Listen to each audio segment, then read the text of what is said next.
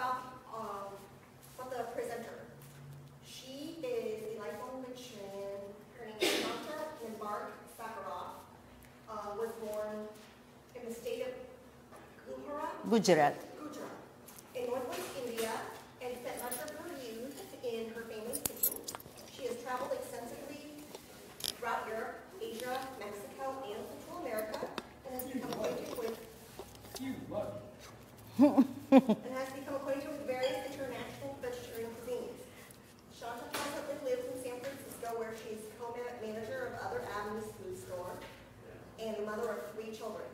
She's been studying nutrition and teaching Indian and international vegetarian cooking for over 30 years. So please give a warm welcome to our presenter. Thank you.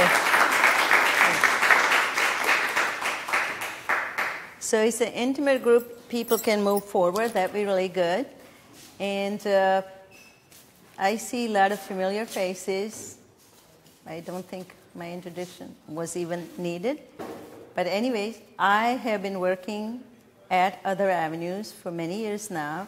But before I started to work at Other Avenues, this was, for some of you, is still part of your history. San Francisco Bay Area had many, many food co-ops. And they all started from a small group of people who decided to take the matter of food and justice, meaning food for people, not for profit, in their hand, and they said, good food, nutritious food does not have to be a privilege. It is a human right. And we decided to buy food together, to divide it up, to make it easier, cheaper, but more shareable.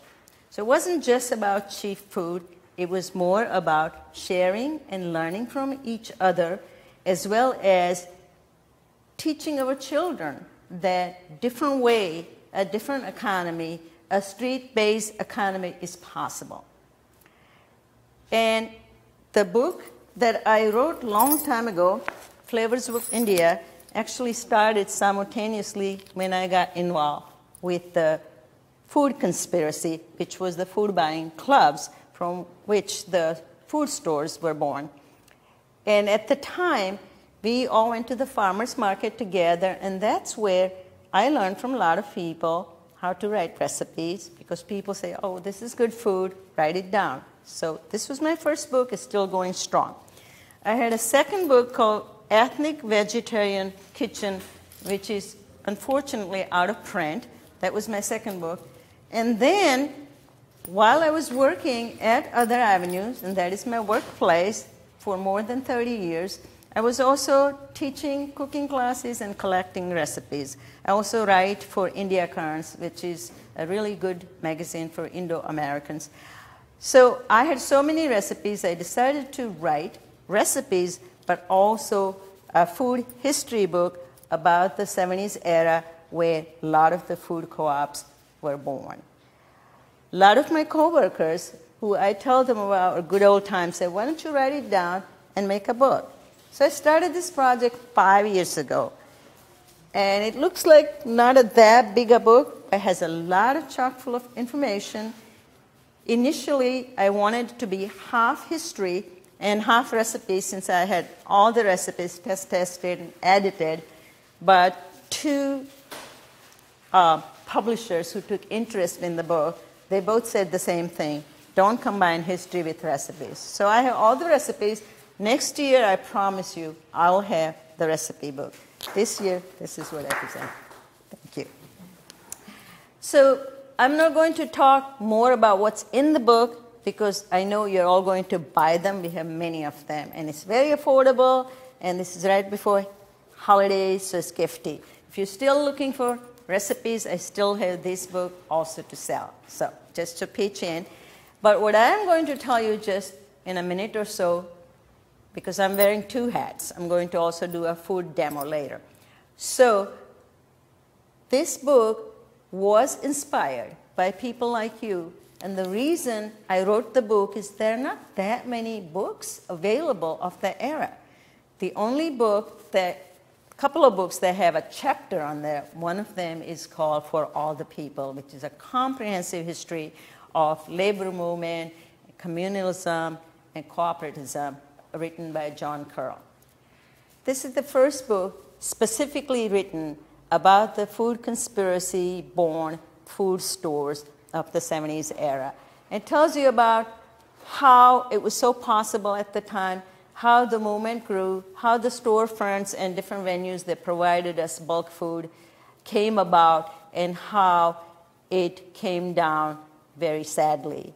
But it did leave the legacy, such as the food mecca of vegetarian that we are in San Francisco Bay Area, such as there are a lot of worker cooperatives, not too many of them have storefronts, but there are many, many worker cooperatives, such as people who know how to make things from scratch. So there's a lot of legacy that this era left behind, and it also left behind two important food distributing stores that still respect vegetarianism, and that's Rainbow and other avenues. So before we start to see the film, it's 10 minutes filmed. It's not that great a quality because it was taken with an old camera in the 70s, so you'll get a little flavor of the 70s. It starts with Ravi Shankar's music, which may seem like cliche to you now, but you will get a flavor of the era. Okay, so after that, you can ask me some question if you have, and I'll do the food demonstration. Thank you. And thank you, my crew, to make that happen. We didn't know we were going to get the film.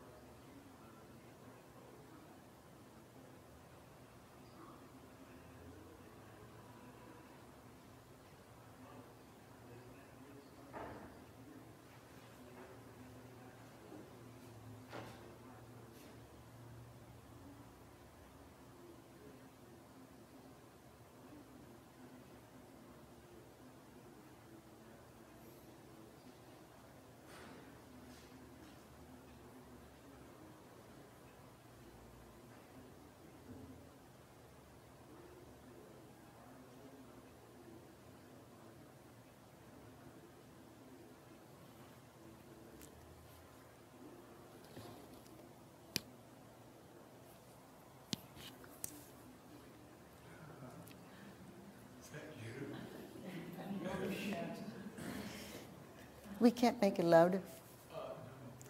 Sorry.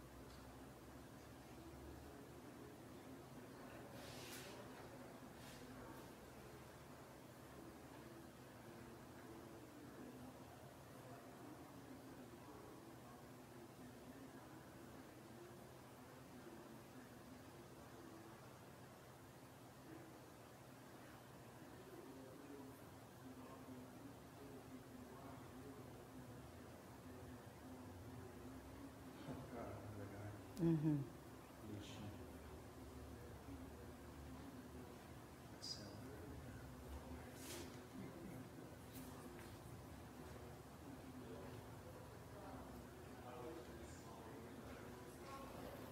That's your dad talking in there.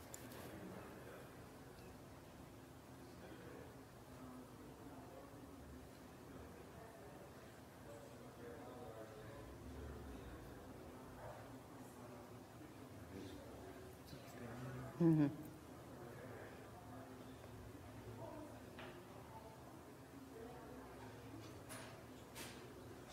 Rita.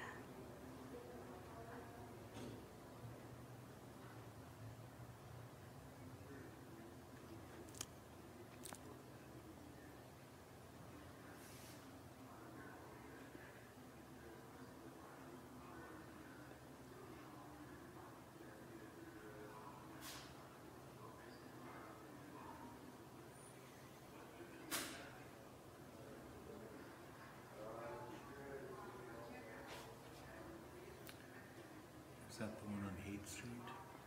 Hayes. Hayes. Hayes.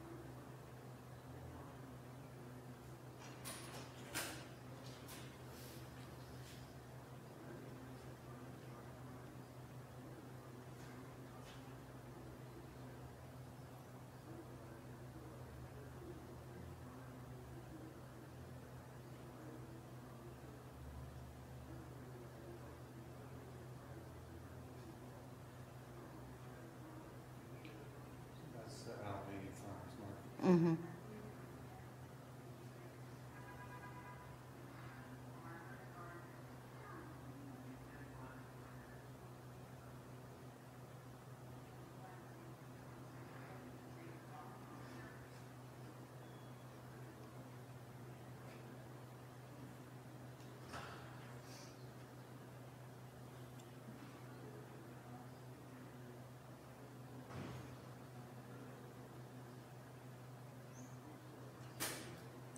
That's the filmmaker, Perry. That's my son when he was 5. Is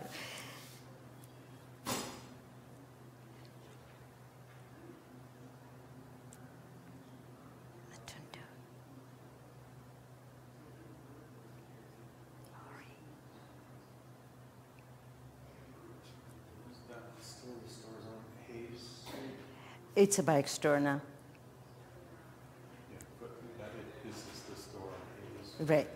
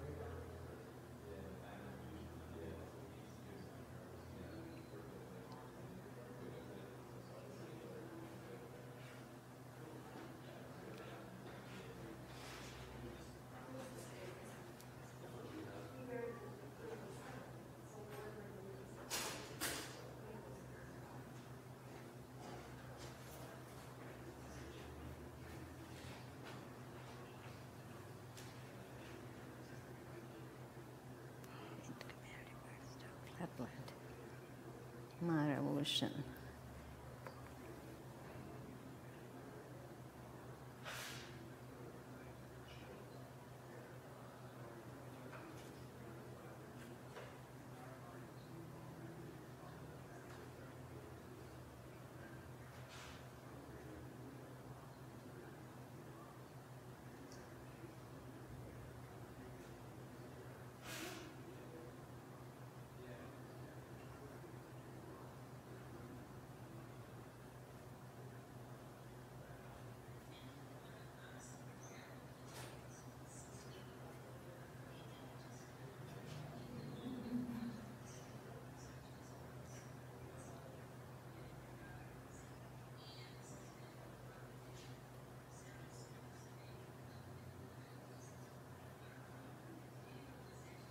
The nav look.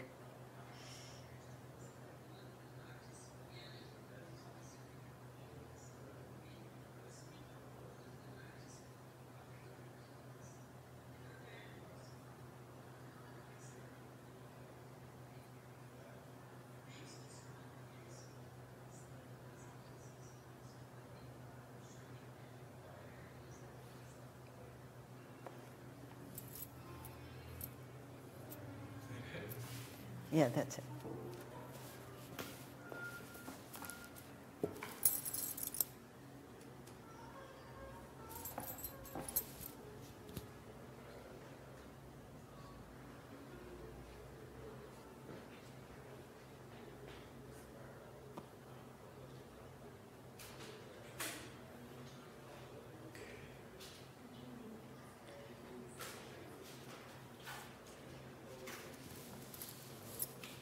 Thank you for putting up with no sound. I'm sorry. You know, these things are unpredictable. So I'll take 5-minute questions and answer, if that's okay. Just as an epilogue of this is, I decided to put 3 institutions in this book because they are the survivors. One is Rainbow, other is Other Avenues, and the third is Vegetable, which is probably the largest organic produce distributor. They are no longer a collective, but they still serve a lot of co-ops. Joe, you had a question? So the movement was in the 70s. Right. But in the documentary we just saw, it started saying it was the 1960s and 70s. So the question I had was, were there a set of events in the 60s that was laying the groundwork for what was going to happen in the 70s related to this movement? Oh, definitely. Yeah, 60s is when they started a lot of the food conspiracy type of clubs. And there were also a lot of trucking services going cross to cross, distributing food to a lot of those food buying clubs, the whole food and the bulk food. So the whole thing started, kind of was inspired by a lot of the 60s revolutionary ideas. Sure. I went to the Green Festival a few years ago, and some of the key people in the Rainbow Grocery Collective, they gave a workshop. Right. And I asked them, why weren't they going to the Safeway model and creating more and more of their stores Right. to compete with the bigger chains? Right. Because, you know, you're really talking about getting consumers to change how they think about food, Right. where their food comes from, where they go to get it, how they prepare all that. But I think what I want to ask is, what are the market forces that are preventing the Other Avenues or Rainbow Grocery from duplicating itself elsewhere in the Bay Area, Northern California, keep expanding as a chain, which would create economics of scale that, and I asked that question and they just said, look, it's so hard just to do Rainbow Grocery. No kidding. Think about a second one. No kidding. But I urge them to think bigger picture. Right. And because we want to do is, you know, change how people relate to food and create the opportunity for other consumers to Right. access to places like other avenues. Right. I think it could have happened at one point, perhaps in the 70s, but there were a lot of forces against us, and that is when a lot of the food chains, such as Whole Food, which wasn't there yet, you know, they were already thinking about how to take over or how to co-opt the natural food phenomena that we started. So capitalism is always a step ahead of us, unfortunately. But that doesn't mean that we can't have more co-ops. Right now, there's actually a growth of co-op, slow growth, but there is a growth of co-op in the Bay Area as well as in California. Now, can government give tax subsidies to worker-owned food co-ops so they can take a bigger part of the market? I mean, They, can government not in the same scale as they're giving it to agribusiness and Safeway, because they own them. They're kind of in their pocket. They don't give us any subsidy at all. They can, but they do not. There is a network of Bay Area cooperatives, and there's also a couple of network organizations that help you to start co-ops if you wanted to. And the areas to do that right now that are looked at favorably is two areas because they're food desert. One is in college campuses, and like junior colleges would be a really, really good place to go. Not only because usually junior places are where people are going who already have a job, you know, and they really need some good food on the go, but also it will create jobs for the students, okay? And the other area where government could give you subsidy is in the food deserts of communities in the rural area, such as Lake County. You know, there are miles and miles, there's no store, there's no even corner stores, okay? So that would be a good place to do it. So there's a little leverage to get funding from the government. And you can call up California Center for the Cooperative Development, and they can give you more information. And those people's names and their website are in this book. Or the Federation, which is a nationwide U.S. Federation for Worker Cooperatives. Yeah. All right. Any more question? No. My brother-in-law here also works for a farmer's co-op, and he's from Montana, and he just came to do this, to celebrate the harvest of possible. You raised a bunch of really good questions there. Just think about veritable vegetables been so successful. So in a sense, they've made that transition from being dealing with 5 or 6 stores to dealing with 100 or something like that. So they might be someone to look at to see how they did it. Inspiration. Or Mindy has sort of like the franchise in a small scale. Right, right. Serena is giving an example of another worker-owned cooperative chain. Arizmandi, there's like 5 of them right now, and they didn't want to just get bigger, so they franchise it. So each one governs differently, but they have a common pool of money to grow and help each other. Thank you, Serena. It's a good example. They're also in the book. Okay. So, without delay, I'm going to have you turn the chairs around because I'm going to now put on my food demo hat. And today, because I am wearing 2 hats, I'm going to do something simple but very, very fast. We'll have this book forever and ever. Okay. Now, did you mention it came out this week? The book came out this week? The book came out on Wednesday. I got it on Wednesday. And there was some drama involved in the book. Otherwise, it would have come out in September. It's so difficult to find a publisher these days. And one of the things that I wanted to tell you, and I kind of forget, that we all have stories. And it's really, really important to share your story. So if anything that you learn from that book, and the book has a lot of information, but the process of writing is like giving birth. But I had a 5-year pregnancy, and that's the longest time you ever want to do it. But it's not easy to get it published, it's very easy to write, and there's a lot of self-publishing possibilities, and we all have a story to tell, maybe family recipes, maybe your workplace, maybe some phenomenal event that you went to, and it's really, really gratifying to share that story with other people. Okay, my other hand. So we are going to make a chutney. First of all, I want to tell you what chutney is. So the word chutney, and I kind of, looked it up in a lot of Indian encyclopedia, what does this mean? And evidently and there's a lot of interpretation of the word chutney. And evidently somebody said, and this is the most exciting definition that I heard, is like the word chut means to, and there's somehow in India, when you do, it's like something that you are trying to, it's so yummy. Okay, so chutney means it's so yummy. And it is used as a condiment. It's not a main dish, it's not a side dish. It's kind of like how you use a relish. So you make like a cup full or 2 cups, and that could be enough for 16 to 20 people.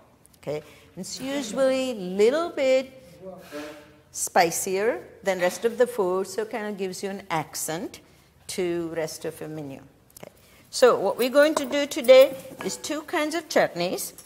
One is this dry tropical fruit chutney. I call it tropical because it looks colorful and it's got papaya and mango. It's all dry, and you soak it first in the hot water for at least half an hour. This has been soaking longer, and that doesn't hurt. Okay, so these are soaked dry fruits. The main ingredient, and I'm going to pass this recipe. In fact, could you hand me that blue? Yes, so the recipes are here. You'll be served some samples, and if you want to make it, it's really, really simple.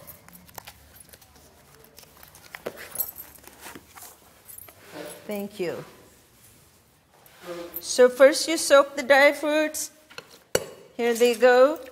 And then you chop up the ginger kind of small. You can also shred it, but it's going to be blending long enough to pulverize the ginger. And the amount that goes in there, I'm kind of estimating, but the amount you want to put it, you want to measure it, it's in the recipes that you are going to be seeing. In my Flavors of India, there's a whole chapter on chutney with appetizers. So these are the 2 that we are going to do today. They both involve soaking. One is the tropical that I'm doing now, tropical fruit chutney, and the other one I'll be making later is raw cashew chutney. The raw cashew chutney is not in Flavors of India. It's my new recipe. So ginger, a little bit of salt, and I like to put turmeric in here. The idea of chutney, like with a lot of Indian food, is to combine different tastes. So there's a sweetness in here. There's a sourness from freshly squeezed lime and lemon, kind of half and half. And then there's the bitterness from the turmeric. I already put some, I'm going to put a little bit more. Then the saltiness from the salt. And there's going to be spiciness from the cayenne. That one you have to be careful, because what makes Indian food spicy is primarily cayenne. And then there's going to be a little bit sweet spices, and I make my own blend, and it's called Garam Masala. So my Garam Masala, and everybody has their own definition or their own family recipe of Garam Masala.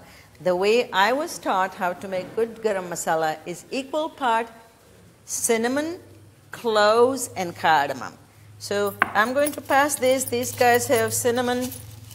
These guys have cardamom. That's probably something new to you. Cardamom is a pod, and this actually came to India fairly late in the Indian food history from Persia. So you open the pod and you collect the seeds.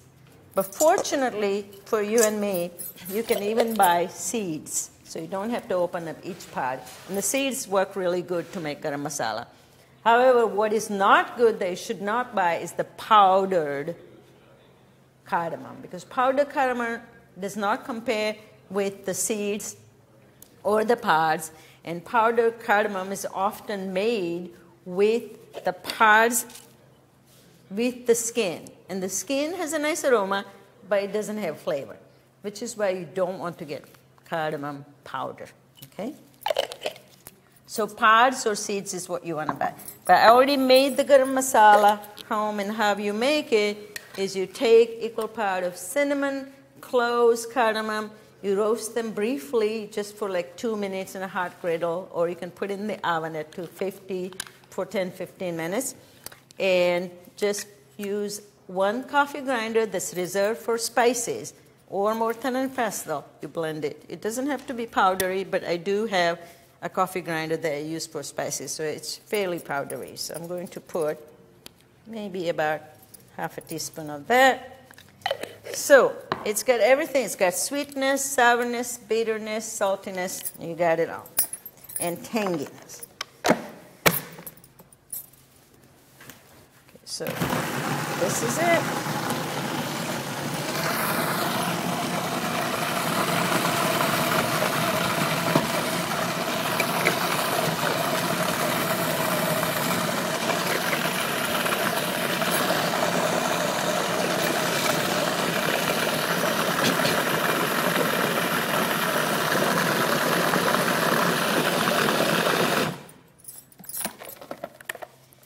It's still a little chunky because some of the dry fruits weren't as soft as the other.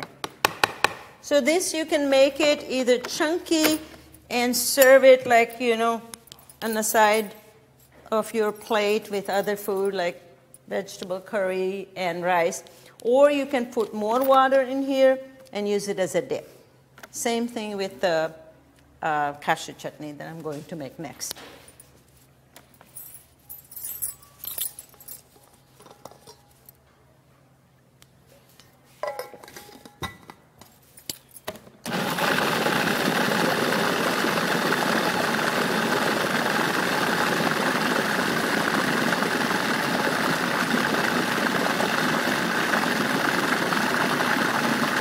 Okay, this is it. It's as simple as that. And like if you go to buy chutney elsewhere, it usually comes with a lot of oil and salt, which what we call pickles. So there's two kinds of chutneys. The pickle is something, it's more like how cucumber are made into pickles, to just kind of use up leftover cucumbers, because one part of the season there is just too many cucumbers, so you make pickle. Similarly, one part of the year there's too many mangoes or whatever, so you make pickle. So that's something to be preserved, and it's usually oily and salty. Chutney is something you make every day in India. Every single day you make a new chutney to serve. Yeah. So now people have refrigerators, so they can make it for 2-3 days. But a lot of traditionalists still make chutney every day, just to, you know, start the day. So this is going to go in the kitchen. Hello, kitchen people. Okay. So if you can hand it. So then I need the food processor clean, and we'll make the other chutney. Now, if you have any question about Indian food or chutney while we are waiting for the other chutney ingredients, I can answer.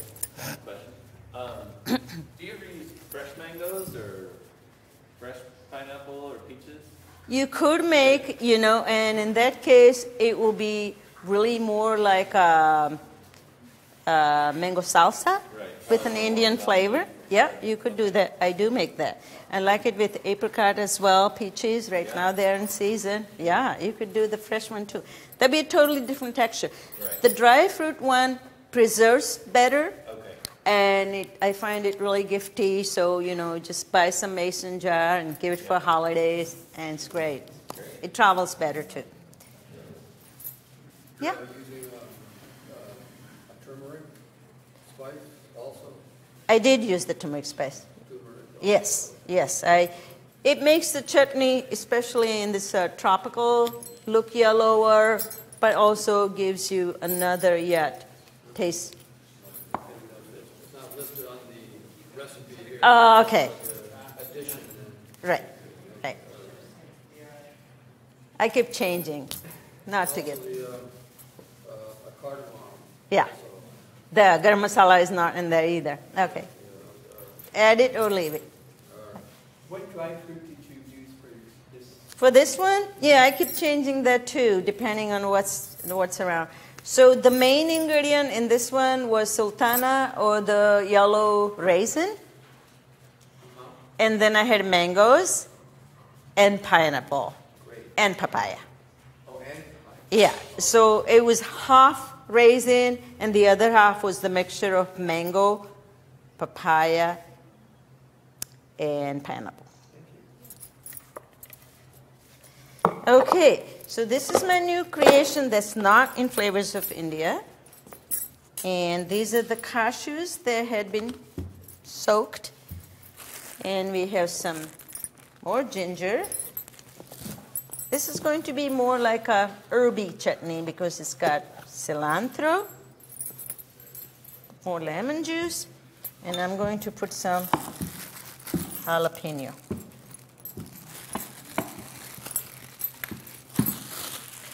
These jalapenos are deceiving. You think, oh, I'm going to put the whole thing, it's going to be unedible. No.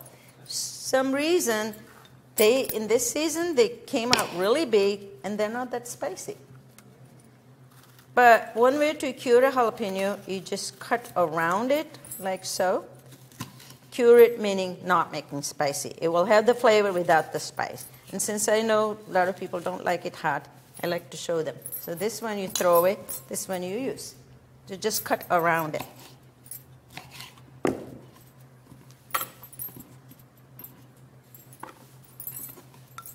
This is twice as much of what you have in your hand as far as the portions go.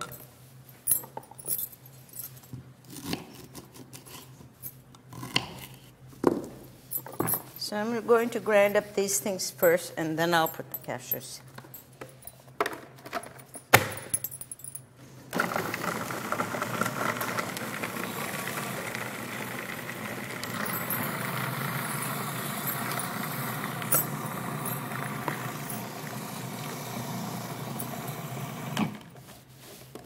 Okay. Now, if the jalapeno is really strong, you want to stay away from it because when you open, it might make you cough. So I'm going to drain the water out, and I'm going to add it back as I need, but I'm also going to put the lemon juice first and a little bit of salt. So that's all the spices that go in here.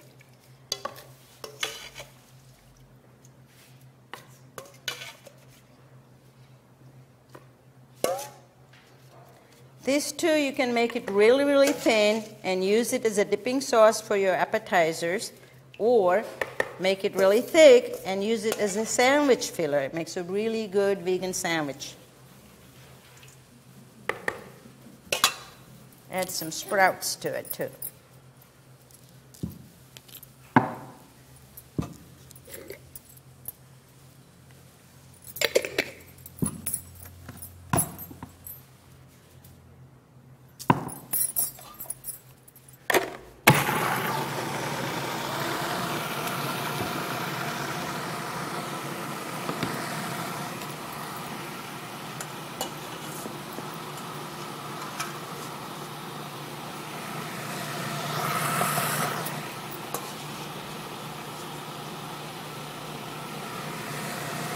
This water is probably nutritious. It's got some of the cashews. You can save it to make a soup stock or cook rice in it. That's it. This has more liquid, so it got done faster. Similarly, if you make with fresh mangoes and fresh peaches, it will be really, really easy and fast. This one, because it's raw cashews and you use organic lemon juice or lime juice, tends to have a less shelf life. So even refrigerated, you should use it up within 2 weeks. The dry fruit chutney has a longer shelf life.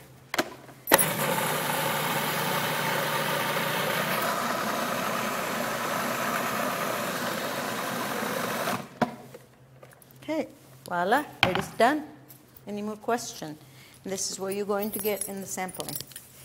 We are also going to be sampling out throughout the day at the other Avenue booths. We have some salsa as well, which I made, and some chai. So come and visit me today or tomorrow, and I'll be happy to sign the book while you are enjoying the free sample. Question? Yes? One thing I noticed, it seems to save a lot of time when I is like the ginger. I guess it's organic ginger, so you can just throw the whole thing in, skin and all, and you'll blend it all up. Oh, yeah, definitely. If you have a question, because sometimes ginger is not fresh, blend that first or grate it using the largest hole of the cheese grater. That's pretty fast, right?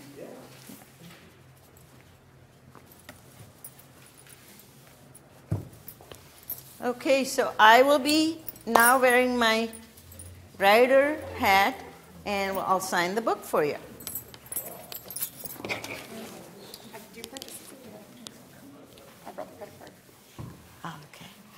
All right. Great. Okay, so we have facility here to accept credit card as well if you don't have cash. Thank you. You're wearing your other hat. Yes, Stephanie works at the PM Press. Hello. Booth. Yeah. This is my brother-in-law. Oh, Jim. Jim, hi. I'm Stephanie. Yeah. Nice to meet you. Yeah, they came yesterday as you were walking out. Yeah, to help me set up. Oh, excellent. Yeah. I mean, we get to work with some great authors, so we're very A lot of social justice, a lot of food. Oh, absolutely. So we have some chai coming too, right? Can we have the chai as well? Oh, yes, absolutely. Especially if it's hot, some people might need it, right? Do you need more help out there? I got it. You got it? If it's too hot for you, there's the chai, right? Milk or is it soy? Excuse me? Is that chai have cow's milk or is No, everything's vegan. okay. Today, everything is vegan. Thank you. I'm sorry. Come to my booth. We have a nutless chutney that I'm going to say. Maybe later. Thank you.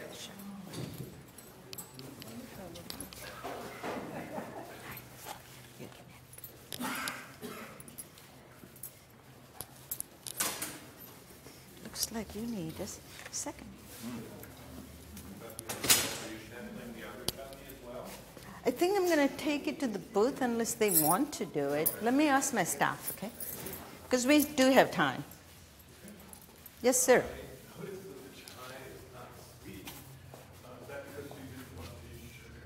I did put a little sugar, and I think the soy milk tends to be sweet. If you want more sugar, I think I did bring sugar because some people like it sweeter.